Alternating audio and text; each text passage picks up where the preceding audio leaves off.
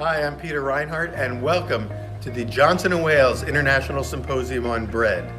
I'm coming to you from the Hance Auditorium in Charlotte, North Carolina, where we've held the last 4 bread symposiums, and as you can see, there's nobody here but me. And this is where we usually have it. The seats are all empty because this year, thanks to you, the symposium will be presented online, virtually, in our new presentation hall, which is where I will join you in just a minute. Thank you, and thanks for being part of our new virtual Johnson & Wales International Symposium on Bread, presented by Puratos.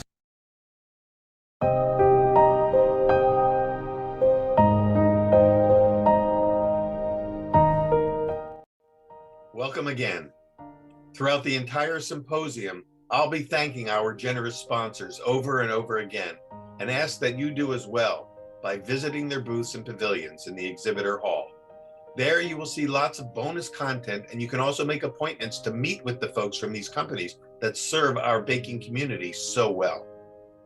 Our presenting sponsor is Puratos, who has partnered with us from the very beginning for all of our symposiums, and it is their support that helped us get this one-of-a-kind gathering of thought leaders off the ground. Please also visit our fabulous flour and milling sponsors, Ardent Mills, Lindley Mills, and Central Milling. Thank you also to our equipment sponsors, the WP Bakery Group and Allied Bakery and Food Service Equipment. And thank you also to our specialty food product companies, Probiotine, Fire Within, Big Green Egg, and Mock Mill. Please check out all of their booths to learn about their wonderful and unique products. And also thanks to our media sponsors, Cook's Country, The Local Palate, the James Beard Foundation, and the Bread Bakers Guild of America. You'll be hearing more about all of them throughout the entire series of presentations. So again, thank you to all our sponsors.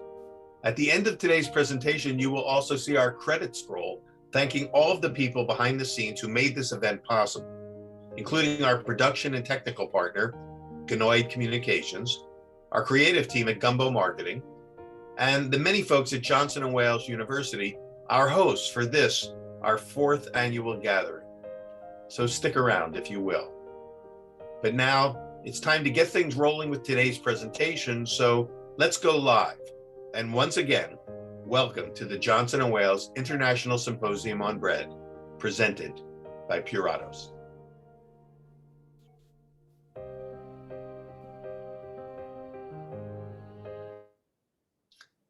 Yeah, and we're live back here in week 3 of the symposium. Thank you for those who have been with us from the beginning. Those who are coming for the first time, you can go back and watch the sessions that you've already missed. Just go to the archive section in our dashboard. We've got little tutorials up there for, again, I'll say some things that many of you have heard, but every week some of the people are just joining for the first time, didn't get that sort of welcome at the beginning that tells you about, how to navigate through the dashboard and go back into the archive and to update your profiles and just spend some time when you can exploring all that, and visit the exhibitor hall and check out the sponsor pavilions. And those will be continually evolving over the next 20 weeks as we add, and each sponsor adds new videos and new content. And as those of you who came in early today noticed, at the beginning, for 15 minutes prior to going live every week, we will be playing some videos from each of our sponsors, just to give you some familiarity with the various products that they make. We saw one today from Fire Within, which I forgot about that one. I was in it, where we actually were at an event and we did some filming. So you never know what you're going to see. We're just trying to add as much quality content as possible to make it fun and enjoyable for you. But with that said, really, I don't want to take up any more time of today's session because this is really going to be fun. We've got Karl De Smedt of Puratos. The Puratos Sourdough Library is here. I'm going to turn it all over to him in just a second, but I'll mention one final thing, and that is we have a chat function here, and there's already a couple links up there that Karl's put for links to some of his playlists and content that he's created. We also have a Q&A function where you can actually raise questions. And what I'd suggest you do is go ahead. I see somebody saying that he's getting no sound. If you're having a sound problem, that came in on a question, Chris, you're going to have to play with it. It's most likely at your end. Go to the microphone function, hit that little arrow next to the mic, and see if there's something there that you can click that will bring your sound on. Otherwise, send an email to question@breadsymposium.com, and our tech team is monitoring those, and they'll try to get back to you with some troubleshooting options. That's a tricky one. I've had it happen to me too, and it took me forever to kind of figure out how to make it work. But I don't think we can fix it from our end, as far as I know. And Carl, you can hear me, right? I do, Peter. Very loud and clear. Yeah, we're getting sound. So use the Q&A, and I'll gather those.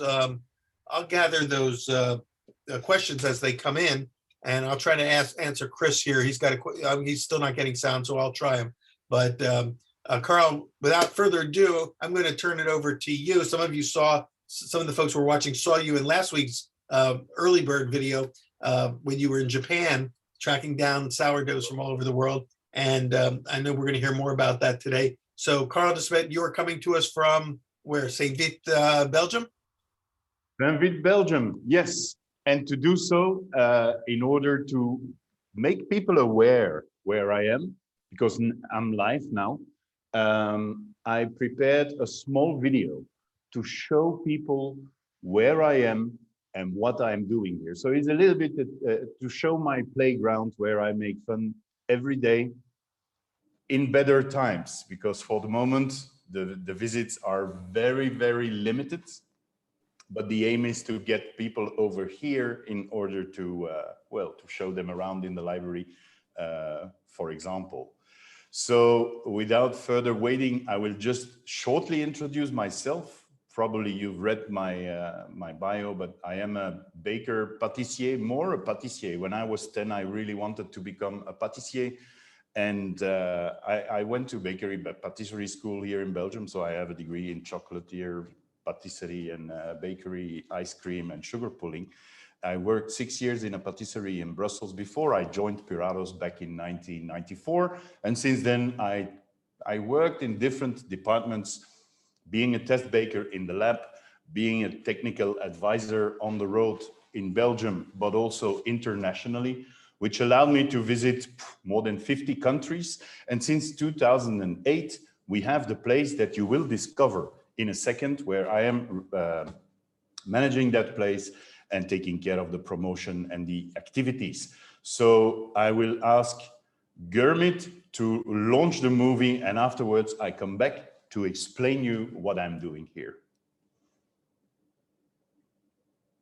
I believe this is the most amazing place in the bakery world for you to get inspired. Let me show you why.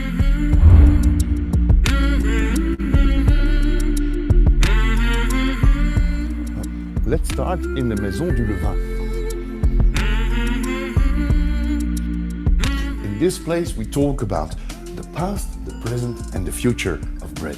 A movie of 12,000 years of bread baking. The very first microscope ever invented by this guy. Sceneries showing the battle between yeast and sourdough. Images of how it was in ancient bakeries. And here we take the time to show our capabilities when it comes to sourdough baking. And, never mind this guy. Our Sensibus, great tool. More than 50,000 consumers visited this.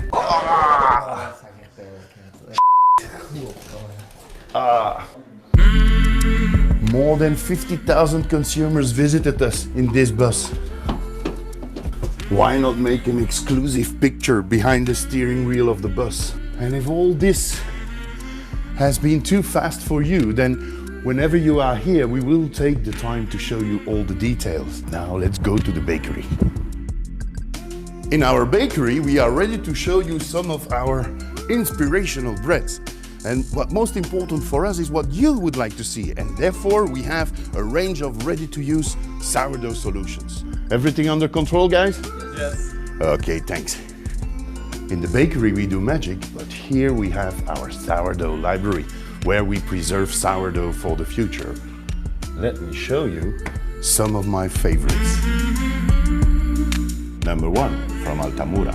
39, Amphilochia in Greece. 43, San Francisco. 44 till 59, all from France. 64 from China, used to make steam buns. 72, Guadalajara in Mexico. Arriba! 100 from Tokyo in Japan, made with cooked rice. 101, Vitus, the starter that is the star of this book. 104 from Seattle, used to make the best pizza in the US. 106 dating back to the Klondike Gold Rush from 1896. 113 from Spain, made with freshly milled spelt berries. I could go on for hours, but I would like to have you here. I would love to show you our sourdough production, but in this building, cameras are not allowed. Something we cannot forget is to immortalize you on our sourdough community wall. You will learn about science in sourdough, trends and so on, but we like to end the day with a bread and beer tasting session. That's always very nice. We also have a library where you can discover some books about sourdough and breads, or where you can just enjoy one of our Questful Sourdough episodes. But now, it's time for a drink. Just one last thing. The only thing that's missing now is you. Cheers.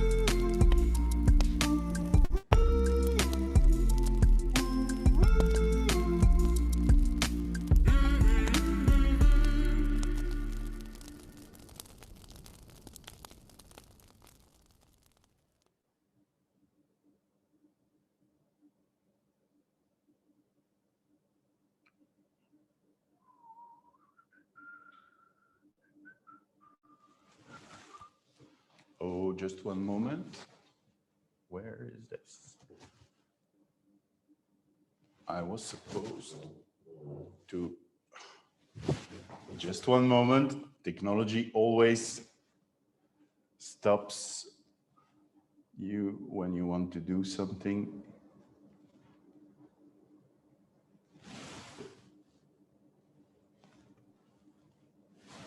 Okay.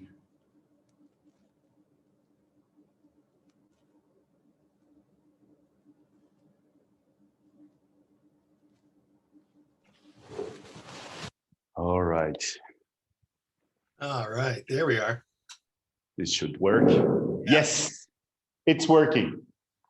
So, welcome and pleased to meet you here in the Sourdough Library. As you have seen in the video, this place is bigger than just the Sourdough Library. It is our center for bread flavor. It is our place of expertise where we invite customers from all over the world, actually, from small bakeries or from the biggest bakeries in the world to come here and to work around co-creation, inspiration, product development, whatever, in order to make beautiful breads, preferably based on sourdough. So this sourdough library that you see here is a project that we inaugurated back in 2013.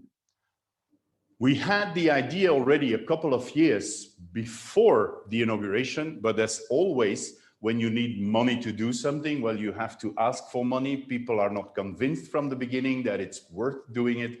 But finally, we managed to do so. And in October 2013, we had the official inauguration with 43 sourdoughs here in the library. Today, we have up to number 133. So the collection is still growing. Now, why a sourdough library? What is the use of a sourdough library? So the sourdough library itself is a non-for-profit initiative into Puratos in order to contribute to the world of fermentation and fermentation technology.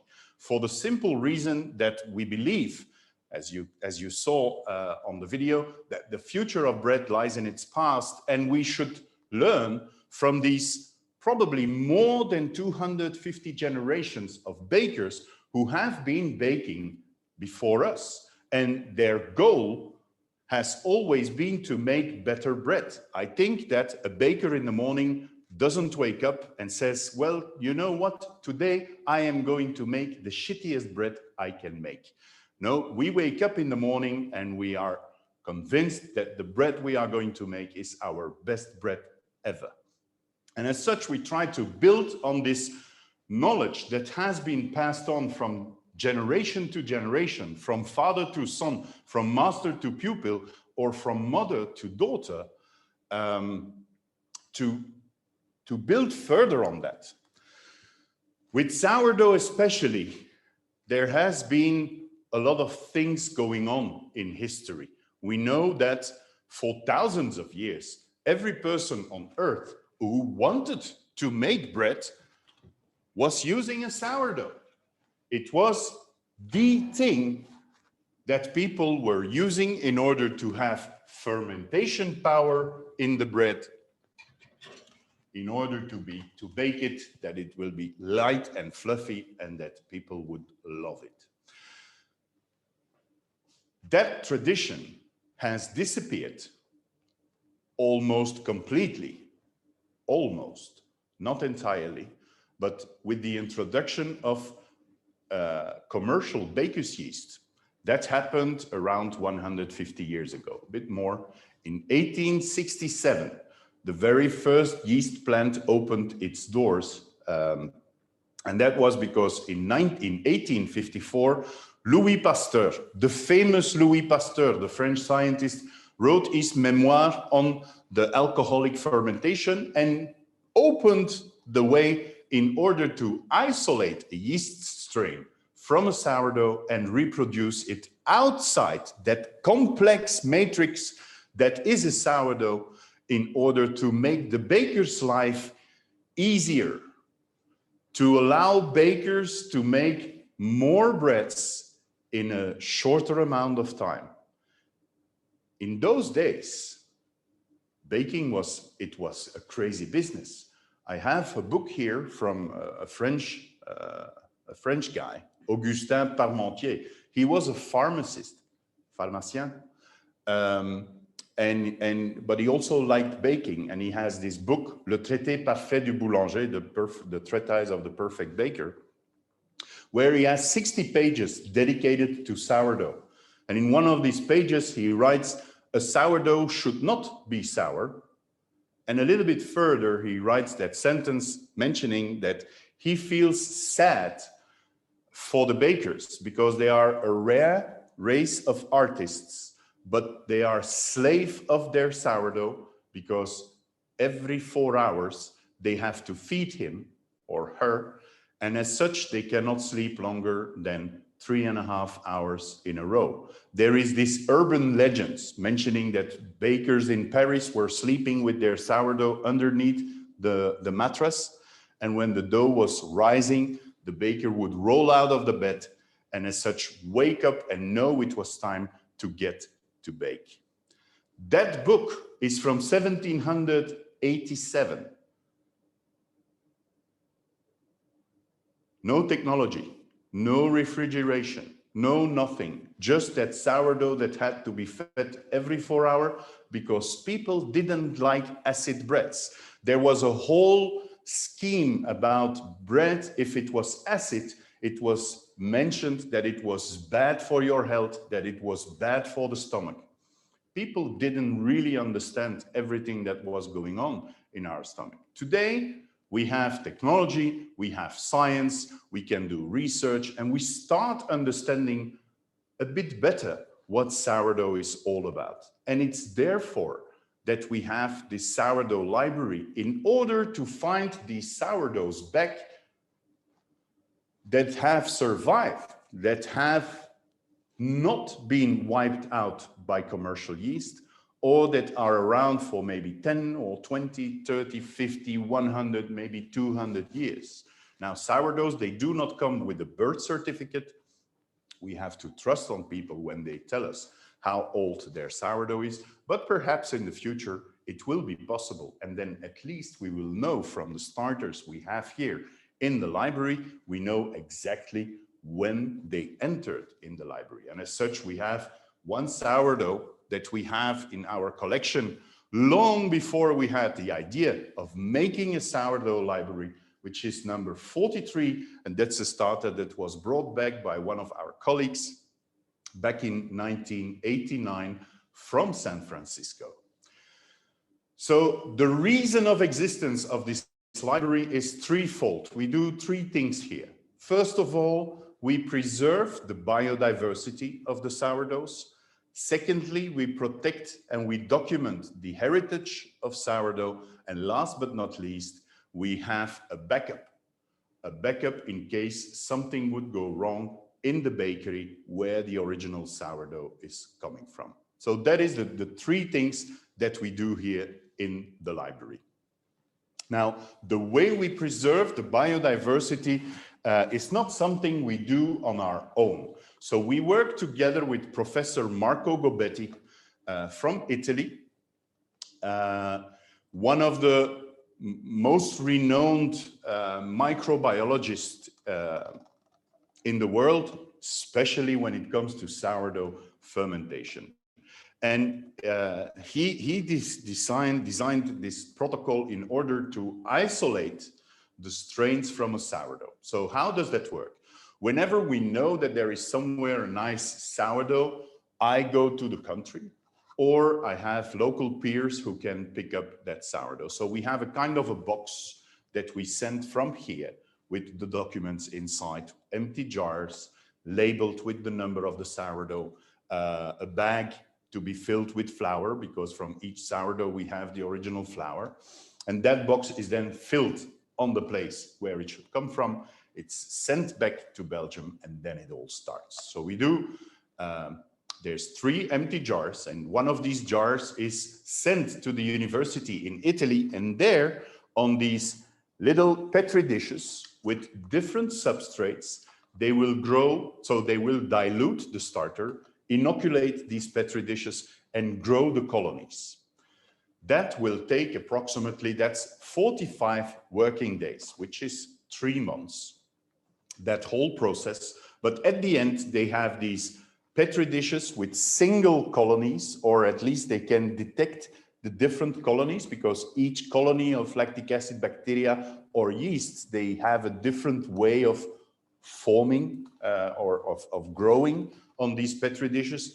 And so they are able to isolate them. Then we preserve them into these little tubes like this. They go in little boxes like this, all labeled, of course.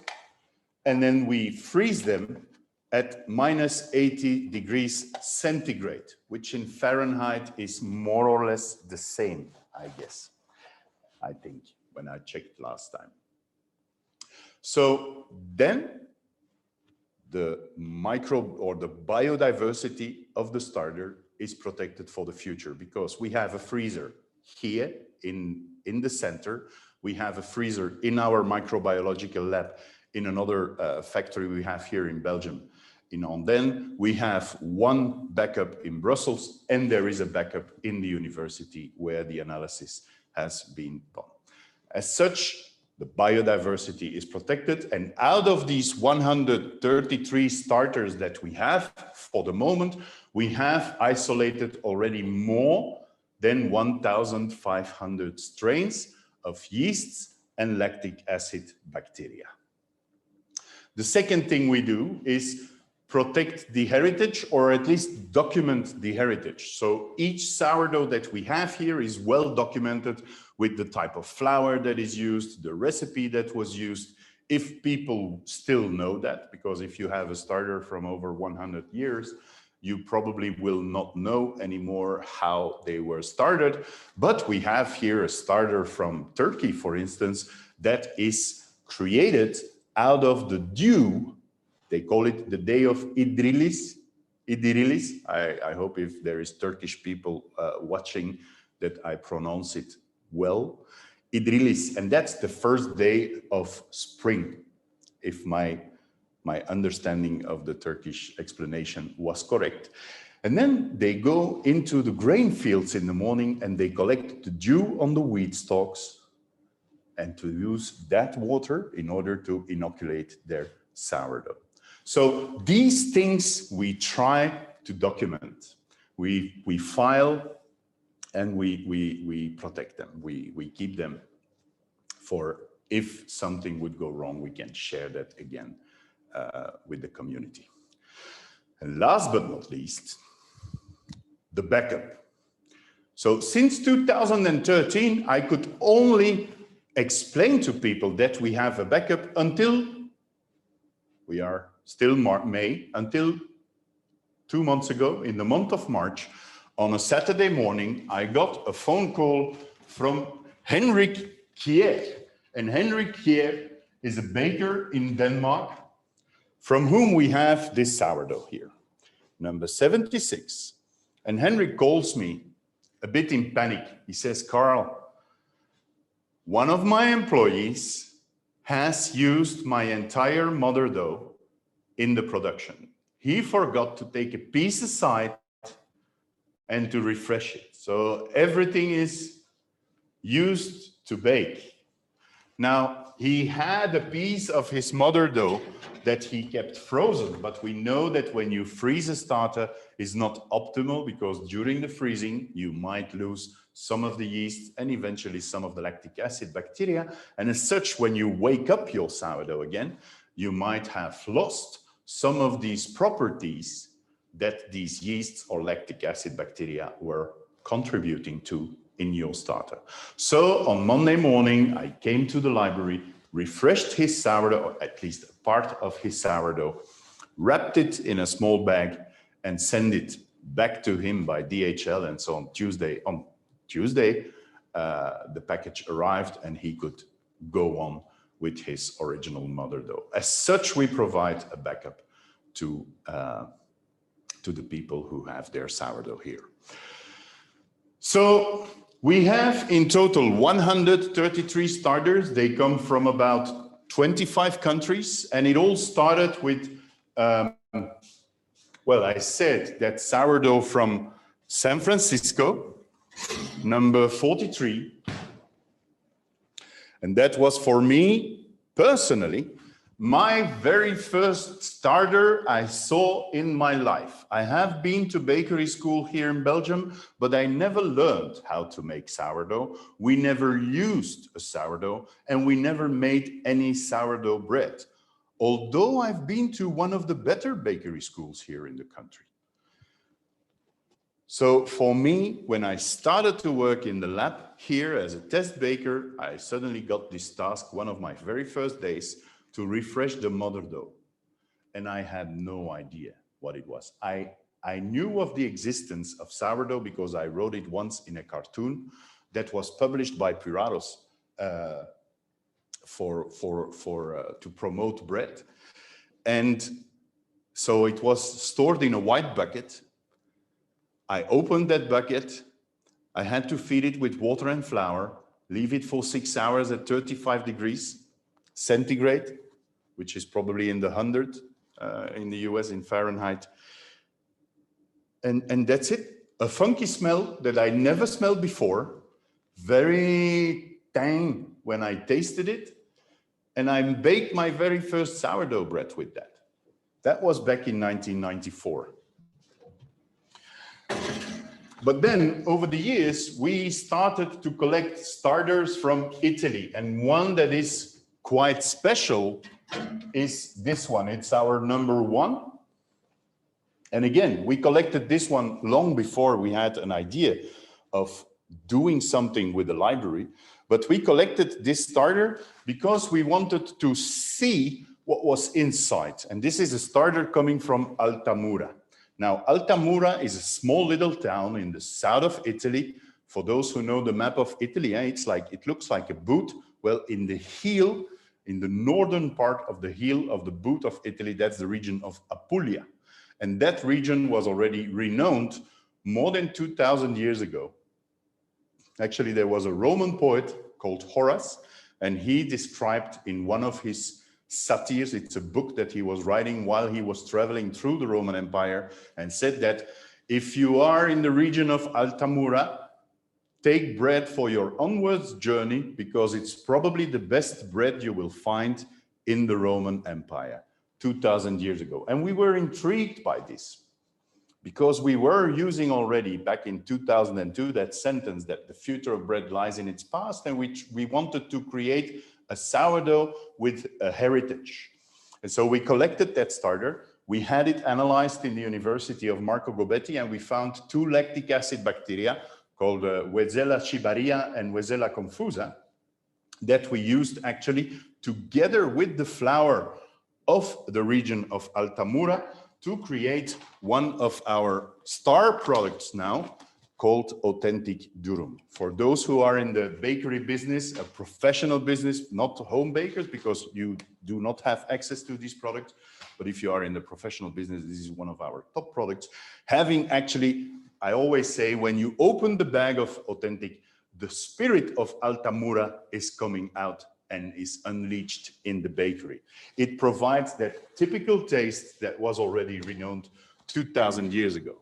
Now, that exercise of analyzing a sourdough to see what was inside inspired us in order to do a study on Italian sourdoughs. So 2 years in a row, we collected sourdoughs, the first year from bakeries, the second year from patisseries, because in Italy, all the pâtissiers, they make the famous panettone. So they do have a sourdough as well. So we had 37 Italian sourdoughs. We had, in the meantime, a colleague from Greece mentioning, but my mother, she has sourdough that is made with the water that is coming from the infusion of basil leaves. In the link, in the chat box, if you scroll up all the way up, I posted a link to my playlists of movies that I make of these sourdoughs when I go and pick them up. And there is one of the Greek sourdough. You can watch the entire story. It's an amazing story, the way they do that. We have a range of 15 sourdoughs from France, coming from different regions, different bakeries. And there is one interesting thing. We have the sourdough from Eric Kaiser. Eric Kaiser. From Maison Kaiser. He has shops in Paris, but of course he has more than 130 shops all over the world. And this is the mother dough actually that was created in the Rue Monge in Paris. And it was created with water, flour, and honey. Now, recently we have been using this sourdough for a study on digestibility together with Marco Gobetti. And we have analyzed again the starter the way we did it when we got it back in 2013, only we used 3 kinds of substrates. So 1 substrate more, and suddenly we found, I'm talking about 2 years ago, 2018, so the starter is from 1997. He's in the library here since 2013, and we found a bacteria called Frischella perara. Now, if you Google, you will find documents related to this bacteria that is often found in the stomach of honeybees. So we might have been very lucky to find that bacteria back, or it's not coincidence, and by working on more than the 2 substrates we were doing, we detect more. Perhaps it's so, perhaps it's not, but I think it is fantastic to still find that back in a sourdough that was 21 years old and that was already stored in the library for more than 5 years, being fed here in Saint-Vith, still using the original flour, of course. We have starters from the US, of course. We have from different places in the US, San Francisco, New York. We have Chinese sourdough. We have sourdough from the Netherlands, from the UK, from Portugal, from Australia, from Mexico. There's a nice movie about the Mexican one to make a fantastic bread, the birote salado. an amazing process. They even use beer, eggs, and lime in order to feed the sourdough, not every day, but once a week in summertime to give it that little bit extra power. I was told so by the baker. That's what his explanation was. We have starters from Peru, from the biggest panettone producer in Peru, sourdough from Switzerland, Denmark I mentioned already. We have starters from Brazil. We have starters from Spain, from Germany, from the Netherlands, from the UK, from Singapore. And here, this is the starter Peter mentioned from the video that was shown last week before the speech of Apollonia. This is a starter coming from Tokyo. And it's a starter that is not made with water and flour, but it's made with water and cooked rice. And they use it in order to make the anpan. There is a video as well of this. Now, the thing is that every starter here is fed every 2 months. We feed him three times. This one we feed every, I don't know if is it still following me? I heard a little beep. My phone might have been switched off. Yes. This one we feed once a month. Oops. Stay here, stay here.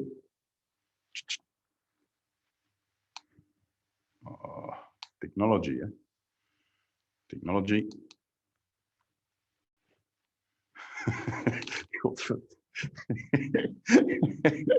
You, but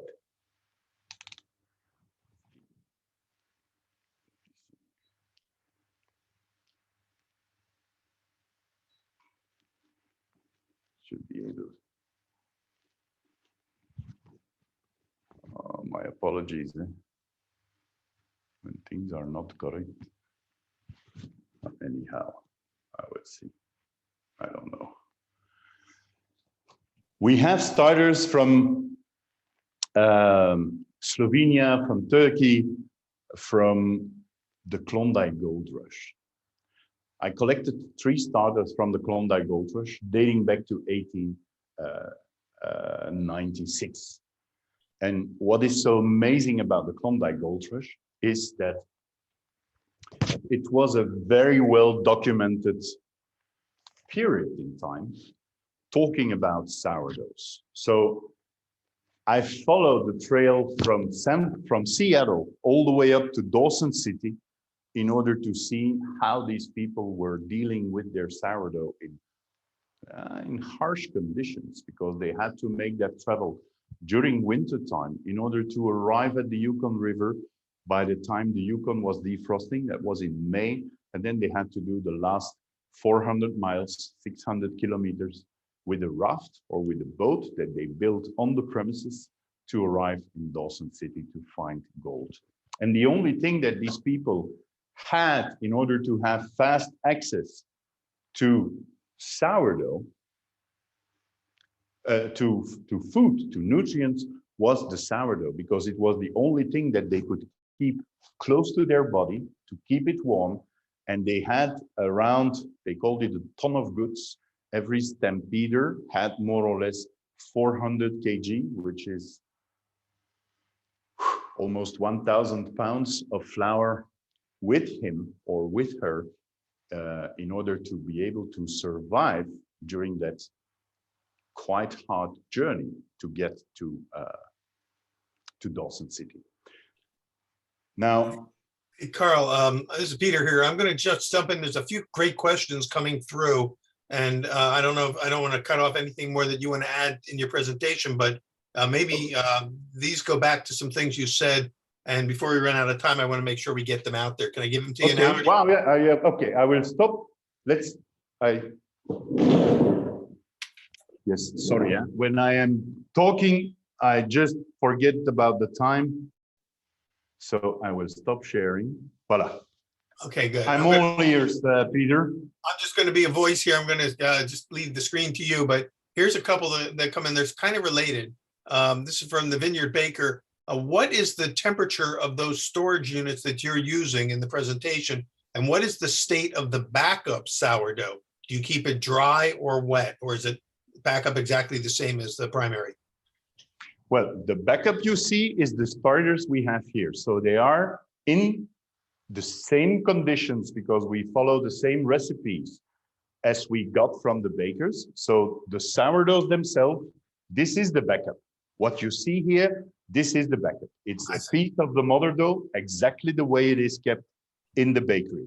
The microorganisms, is that temperature 35 degrees C?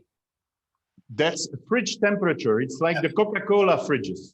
It's like the soda pop things that you find in the supermarket. So it's 4 degrees centigrade, which is, I don't know by heart. I think you probably want to be in around a 35-degree Fahrenheit range or 4 degrees centigrade. But going along with that, Chris Staverton, who I think is coming to us from like Australia or New Zealand. So Chris, welcome. Karl mentioned maintaining the starter at 35 degrees. In the library, the starters are kept refrigerated. Does the refrigeration modify the relative concentrations of yeast and lactic acid bacteria compared with a starter maintained regularly at higher temperatures? Well, we are still discovering these things. I would say that it is a possibility. We have just gotten some feedback from one of the starters, the 43, that has been analyzed by university here in Belgium recently for a study we were doing. And we found some other strain, a strain that is more adapted to cold fermentations. So yes, there might be an influence of maintaining your starter for longer periods on a cooler temperature than if it would come from a bakery where it's just kept at ambient temperature. So they might be undergoing some changes. After you feed them and refresh your starter, do you leave them at ambient temperature for a period of time before you refrigerate them again? We leave them for 6 hours. In between the feeds, we leave them for 6 hours at 35 degrees centigrade, which is 100 Fahrenheit, before storing them back in the fridge. Interesting. By the way, Mike pointed out that just for reference point, 80 degrees centigrade is 112 degrees Fahrenheit. I think that was minus 80, yeah? In these, minus 80, see. These ones are kept at minus 80 degrees centigrade. Oh, minus, okay, and that's minus 112 Fahrenheit. But this is the pure isolated strains. I see. That's to those who can hold on to for a long time. Yes. Okay, following along the same thread of questions, Shelley asks, when you open a container of starter in the lab in Belgium, that is from another place, doesn't the bacteria from Belgium contaminate, in quotation marks, or dilute? That's always a good question. We have to understand, and I've been really attacked on this by a couple of people on social media. But there is some rules in microbiology. So a sourdough is not a dead piece of meat that is undergoing changes. When you take it out of the fridge and you leave it on the table, it will get contaminated and it will rotten or get moldy. A sourdough, a mature sourdough culture, is a consortium of lactic acid bacteria and yeast of billions of microorganisms per gram. We have here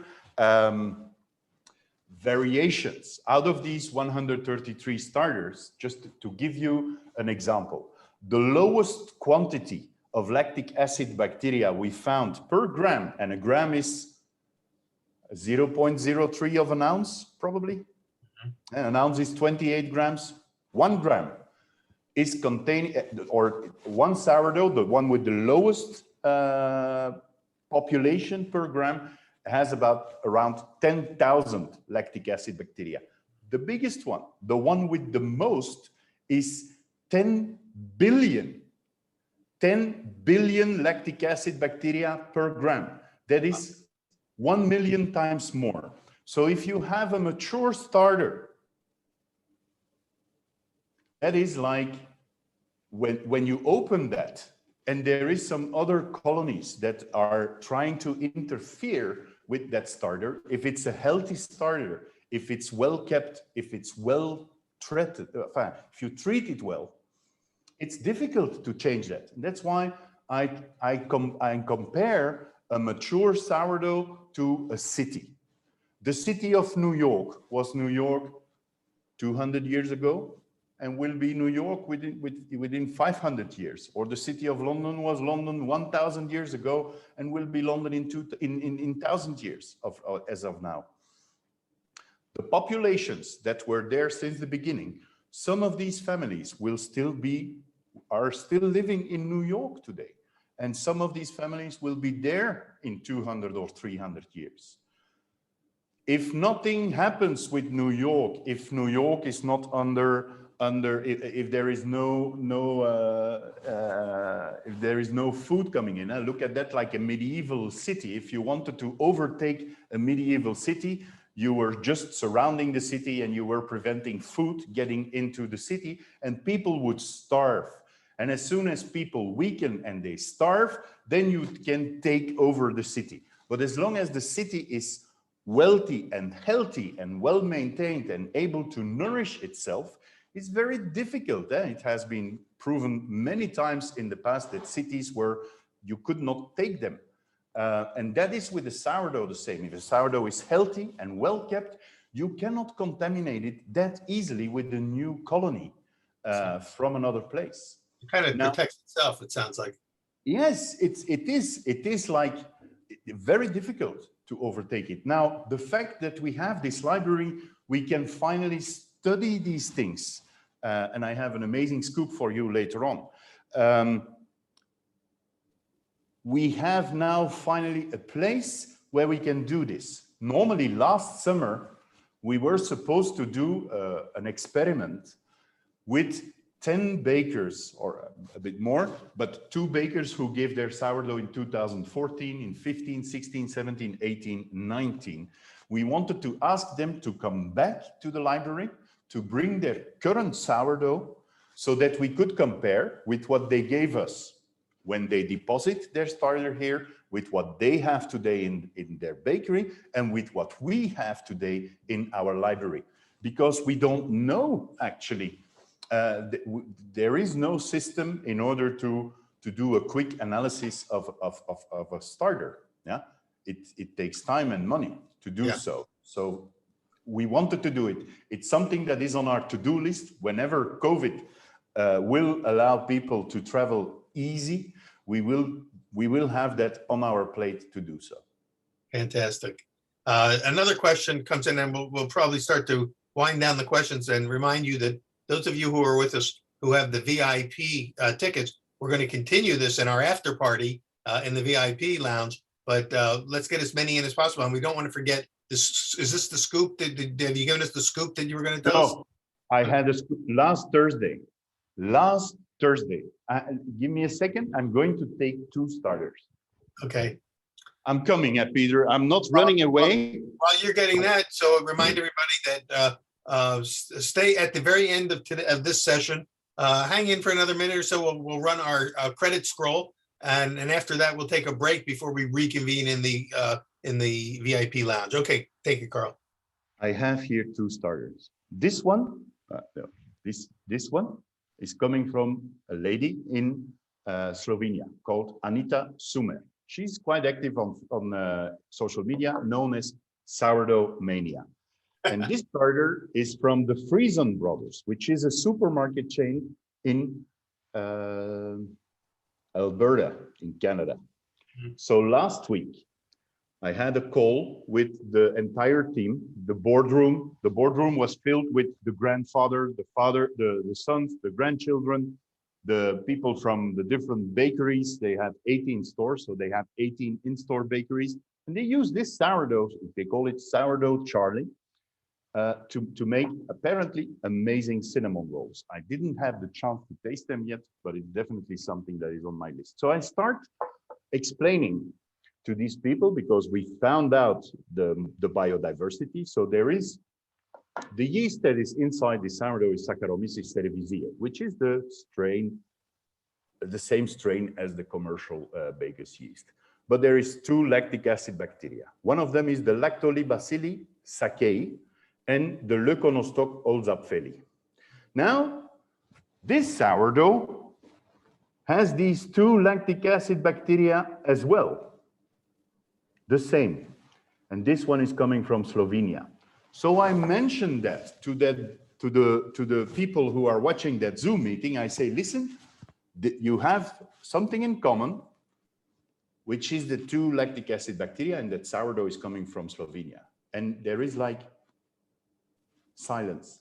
And then suddenly someone says, but how is that possible? Because grandfather is coming from Slovenia. Now, we don't know. Again, it might be a big coincidence, but finally having a place, this is what these things justify what we are doing here, I believe, because this is again something that without this library, no one in the world would have found out. You can have 1,000 professors in their labs working on something and doing research, but what's the odds that they will have these two starters in order to compare them? And that is what makes this sourdough legit and will allow us again to try to discover why on earth are these two in that supermarket chain in Canada, thousands kilometers or miles away on the other side of the ocean, and they have something in common with Slovenia.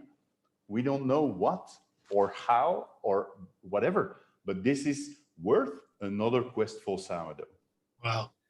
Well, we're getting close to the end. I got a couple great questions here. I don't want to lose them, so I'm going to run through them quickly. This will be our lightning round. We'll try to get some quick answers. Do you have a starter for salt rising bread from the Appalachian region of the US?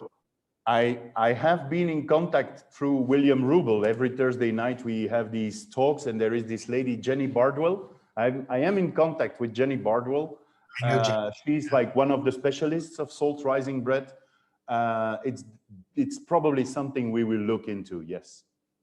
Yes, I know Jenny, and she's got a terrific book on it. The unusual bacteria there is Clostridium perfringens. Yeah, and that's a different process, and it's a one-use starter. You don't keep it going. So I guess it would be a tough thing to keep in the library. The reason she contacted me for that is because we have here one jar filled with chickpeas, because in the Middle East and in some Mediterranean islands, they also use a chickpea fermentation, which has a lot of similarities with the salt rising bread. And so also there you find this Clostridium bacteria. Well, that's good to know. Chris asks again, are all the starters in the library liquid, or are there some that are solid state starters? Oh, yes. Well, for example, number 11. Well, look at number 11. It's a very dry starter. It has a hydration of 38%. And then I have other starters which have like 130% of hydration. So it's very broad. We have some very liquid and very stiff. You're hydrating to the specifications of the people who submitted the samples. Yes. Okay, that's good to know. That should answer that, Chris. And then there's one other one about the flour itself. Does the flour used to feed the starter change the composition of the microorganisms in the culture? Well, in summer 2018, we've done an experiment here where we have asked 15 bakers. There were 7 professionals and 8 home bakers. We've invited them to the library, but up front we sent them a bag of flour, and they had to feed their starter at home or in the bakery at least 10 times with our flour. And we had a package with little tubes. They had to take samples, bring them to the library, and we have checked the microbiological composition of these 15 starters, and none of them had changed.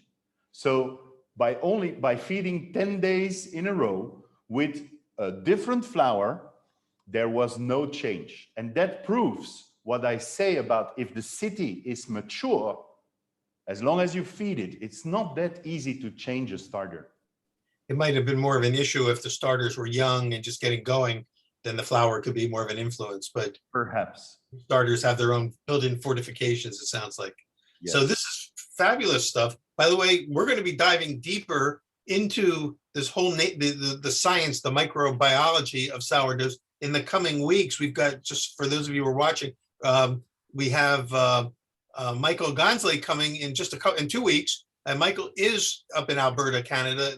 He is the kind of the world's foremost scientist on the science of sourdough. So he'll take us deeper into these questions of having to do with influence and how do you influence starters. We also have coming up in July, Rob Dunn. You were talking about bacteria found in the belly of a honeybee, and his group at North Carolina State University discovered wild yeast in a wasp that totally changed the results. And then a couple weeks after that, another person from the North Carolina State team, Erin McKenney, who's presented before at the symposium, will be giving us updates on a parallel project that she has to yours, which is collecting starters from all over the world, specifically to analyze in a setting. They don't have a library setting like you do, and they're taking them from a lot of them from home cooks. They're like, home bakers that have started them and send them in. So they've got a protocol that they go through. And at some point, I know you work with them and compare notes. So we're going to get into that at the end of July. So lots more on sourdough still to come. I want to remind you that again, those who have the VIP pass, we're going to reconvene in about 5 minutes in the lounge. If you don't have that pass, but you want to upgrade your ticket to a VIP, quickly write to question@breadsymposium.com, question@breadsymposium.com, and let them know that you want to upgrade, and they'll give you the steps for upgrading. I don't know if we can get you in today or not, but we'll try. And then finally, hang in there for just another minute when we take a break here. We've got our thank yous to the team and the staff that worked so hard behind the scenes to make this happen. So Karl, I know we're going to continue with you in just a minute, but for those who aren't going to be in there, just let me say thank you so much for the work that you're doing. You are bringing, what would you say, the past into the future. And it's amazing what you and Puratos have invested in trying to keep this vision alive. It's not a marketing ploy. This is really, a labor of love. And I know in watching a lot of your videos, I know that it's a labor of love for you personally. And so I want to thank you for all that you do. Welcome, Peter. And all of you who are with us now, have a wonderful rest of the day. If you're here in the States and celebrating Memorial Day, get those grills fired up. But if you can, join us again in just 5 minutes. We'll take a 5-minute break. You got to sort of get out of the presentation hall and then click on the VIP lounge door, and that'll get you into that. Karl and I have to log out and log back in to get into the VIP lounge ourselves. So we'll see you in 5 minutes. Join us next week, next Monday. Stephanie Swain from Modernist Breads is going to take us behind the scenes of how they've created their amazing books on cuisine and breads and pizza coming up, and also give a survey and a tribute to some of the important women in the baking community. That's going to be Stephanie next Monday. Next Wednesday, Nikki Justo from Central Milling is going to do a demo using sprouted grain to make what he calls it a slab focaccia. I've had that slab focaccia at the Pizza Expo, and it's phenomenal. So that demo is coming up next Wednesday, and more to come after that. We'll see some of you in the lounge, the rest of you next week. Karl, thank you again. Bye. You're everybody. welcome. Thanks for watching. See you soon. Thank you. And stay for the scroll.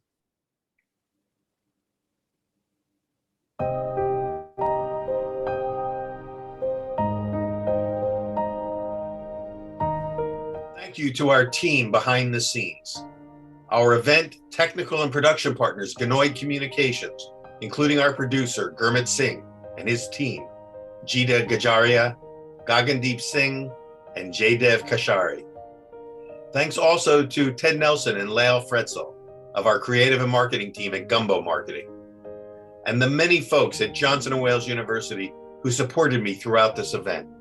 My executive assistant, Sarah Standifer, Communications Director, Melinda Law, Chancellor, Mim Rooney, Charlotte Campus President, Cheryl Richards, and our executive team leaders, deans and faculty, Maureen Dumas, Michael Schrader, Michelle Nicholas, Mark Norman, Brent Steyerwalt, Laurie Heimbach, Jerry Lanuza, Amy Felder, Harry Paymiller, Richard Miskovich, and many, many others.